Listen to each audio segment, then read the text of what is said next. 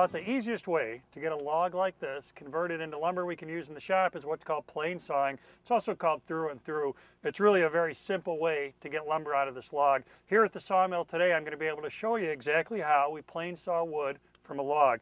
Now let me sketch it out first. Like I said, it's really very simple. Plane sawing is just a matter of making a bunch of cuts like this.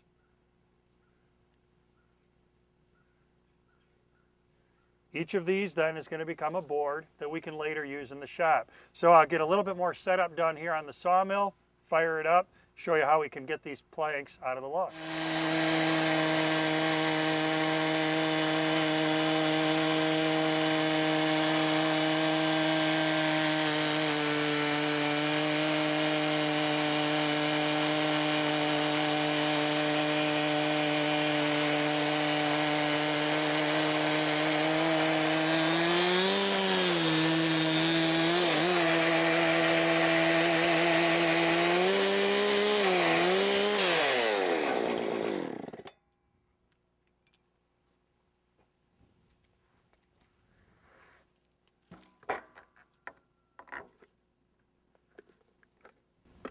Now, to plane saw the rest of this board, we just keep taking slabs off of it, cutting all the way through.